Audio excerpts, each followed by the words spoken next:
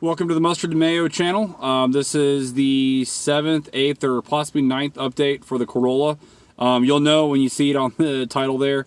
Today we're going to be working on seafoaming this car. So we're going to see if this works the same as every other car and see if we actually get any difference. So for today's video, this is all the products we're going to be using. We've got 2 cans of Seafoam and 1 can of Lucas oil stabilizer. The way this breakdown is going to work is we're going to put this 16 ounces, we're going to pour it straight into the gas tank. We'll check the back and make sure I'm good to pour the whole thing. And then this other can we're going to use for both the intake and the crankcase. And then we're going to let it run in the car for a day or so, and then go ahead and get an oil change, and then put this in afterwards, which I'm a huge believer on this stuff, especially for old cars, and see if it makes a difference. So there's tons of videos for the Seafoam stuff out there. Pretty much every video says that it works, so we probably already know something's going to happen here. But let's see, you can add it to crankcase oil, you can add it to fuel. Let me see what it says here. This is a full tank, so that's all the directions there. This is everything here. So this is by no means a crank start. I've actually been running the car for a little bit today, just got back a little bit ago. We'll go ahead and record that at this time we've got 290,000 miles. Now I'm not sure if that's original miles for this engine or not, that's still unknown, but that's what we're gonna at least go with. So we'll just kind of get some cranking behavior. Oh, steering is locked. There we go.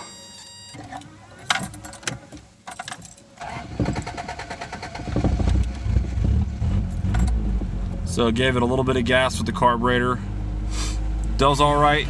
The main thing I've noticed with this car is that the idle's kind of high. When it warms the back up, sometimes it will drop. You can see that's best case scenario, which is a good idle, but you do have to give it. So I'm guessing there's some sort of sticking with the throttle cable. So there's that. Let's go around the front side.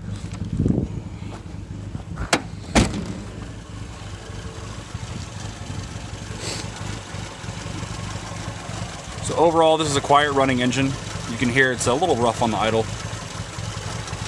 It's only a slight amount of any kind of lifter noise or anything like that. Pretty quiet. Come around the other side. This is the 4AC carb engine, okay? No real issues, no real knocking. So let's see what happens. So we're gonna go ahead and just slowly add this in. Now, if you're doing this two-handed, you're not trying to take a video like myself, you can pour a little bit faster just by taking like a screwdriver or some sort of, you know, object of some kind. You can push the little flap open, and you can go ahead and speed up the pouring process. So this is the part of the Seafoam process that always gets the most attention, is actually pouring it in the intake and letting things kind of smoke out. So what you want to do is make sure you've got a handle on your throttle, or you've got a second person that can kind of help you out. Make sure you've got it here. And just pour a little bit at a time right into the carb, right into the intake manifold.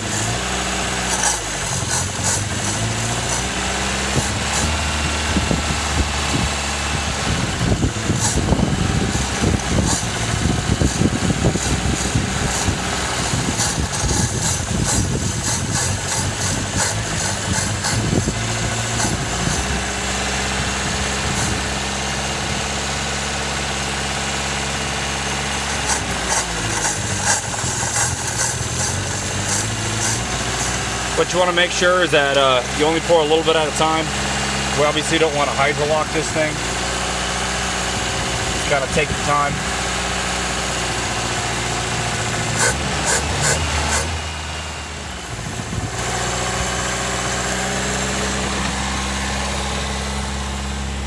Now this is the part that everybody always likes to talk about with the Seafoam. If you can tell, there's all kinds of white smoke coming out of the tailpipe. Now, contrary to popular belief, that's not actually carbon. That's not the carbon that's burning off coming out the tailpipe. That is actually the petroleum-based Seafoam that is causing somewhat of like a rich fuel mixture, if you will. So that's what you actually see is burning off, is actually the Seafoam. Everybody thinks that that's the carbon blowing off, and that the more white you have, the more cleaning you're doing, but that's just not true. it back under here.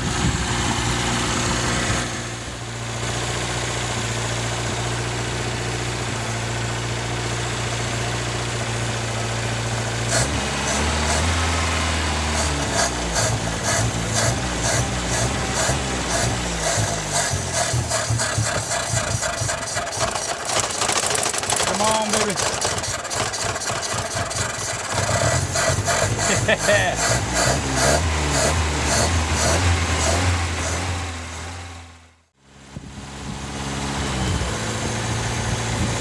Now the last step you want to do, we're about half a can right now, is you do want to actually pour just enough in where it does stall the engine. So we're going to do that right now.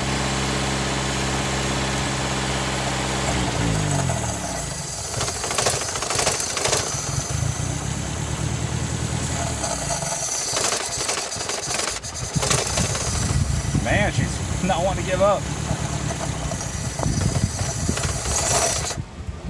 There we go. Now what you're doing is that's going to leave a tiny amount on the cylinder wall, and that'll kind of sit there for a little bit. We'll let the engine kind of cool down just a little bit, and then we'll crank it back up, let that stuff burn off. So we're going to take the rest of this. There's about 8 ounces left in this can. We're just going to pour the rest of it in the crankcase.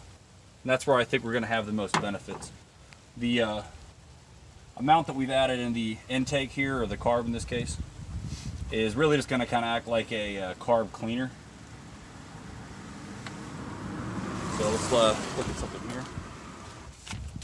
So this car is just about due for an oil change, but I do want to actually kind of compare the before and after with the oil color, just because I've seen that done and it's pretty interesting. So we're going to pour a little bit on here from the dipstick.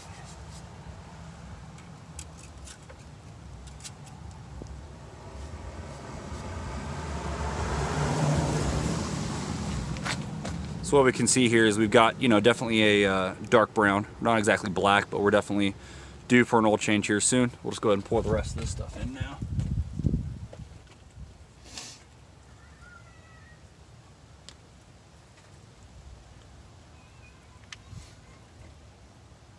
Now you don't want to run this stuff in here for too long, because it is going to crud up the oil a good bit with whatever it does pick up. So I mean, I wouldn't recommend really more than like 1 gas tank's amount, and then you want to go ahead and change the filter and the oil and everything.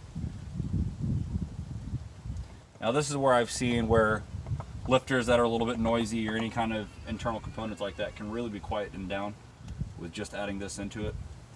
So I'm curious to see what this does. And then once we get the oil change, we'll add the Lucas oil. We'll really see what happens there. So we'll check back here in a few minutes. All right, so it's been about 20 or 30 minutes or so. So we're just gonna crank it up and A, see if it starts, and 2, see if it sounds any quieter with mostly the crankcase. We'll see if it's any different for now.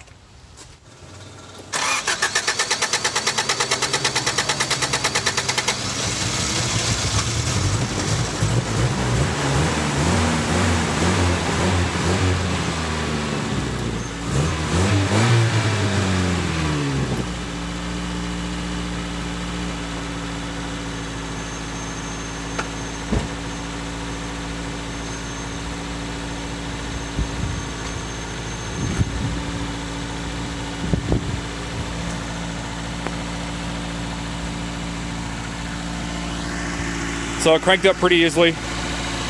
I don't think I noticed anything. It does sound a little bit smoother, but I mean, it was not really all that bad to begin with. There's still a ton of smoke. So what we'll do is we'll go do a little bit of driving.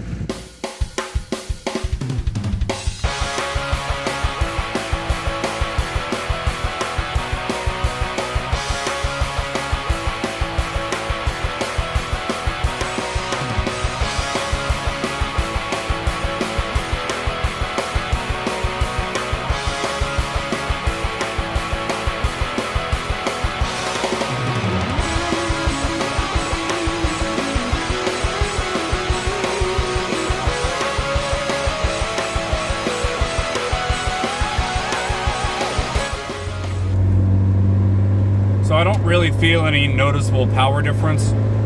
there might be a slightly better throttle response.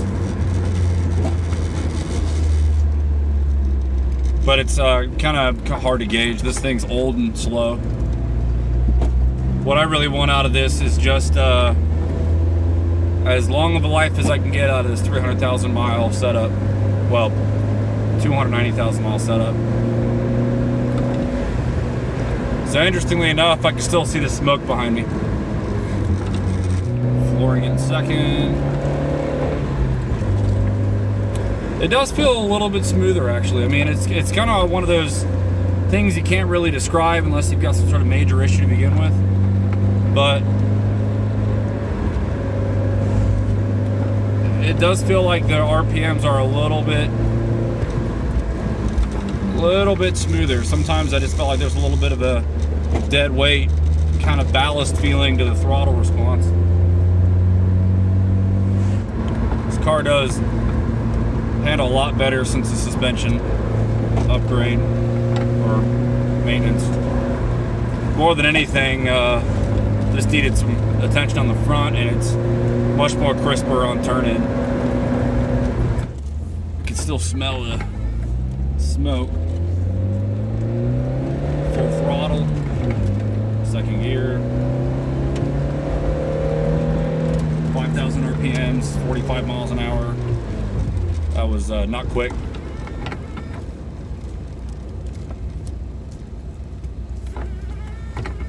Let's take a peek here and see if we still have any more smoke coming out.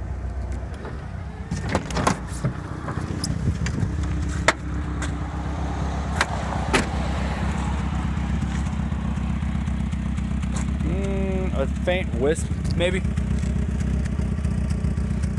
I could definitely see it coming out as a plume of smoke behind before.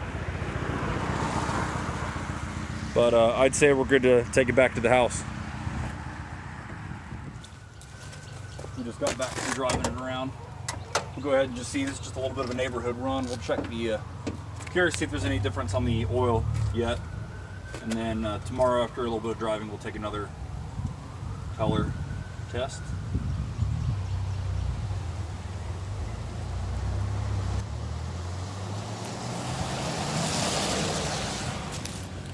So here's the second color test here. You can see now the one on the left has been on the paper for a little bit, so it's lightened up. I would say it's a little bit darker here in the middle. We'll see tomorrow. We'll do a little bit of driving around town and see how it does, then compare all three. So it's about 7 a.m. here in South Carolina.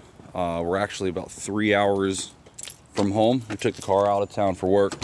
Got the oil change done yesterday. It's like 40 something degrees outside maybe. Haven't run the car since yesterday. So let's just kind of see if it does this morning like I think it's been doing with everything else.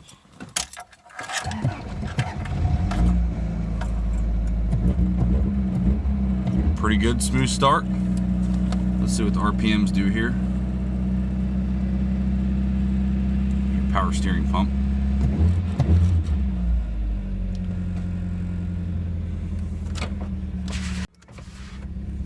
I guess it's below freezing if that's frozen.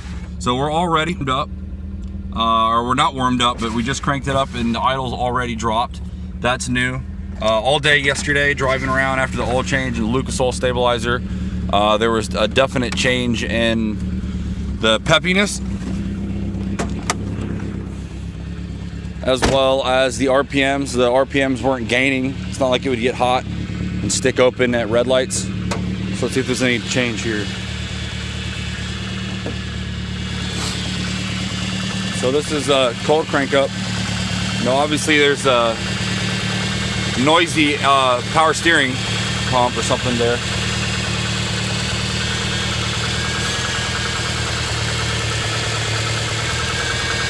And an exhaust leak somewhere for sure.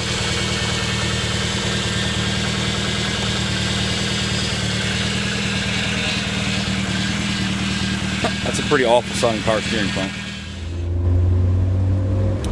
So yeah, thanks for watching this video. Hope you guys are enjoying the channel. Content comes up as soon as it can.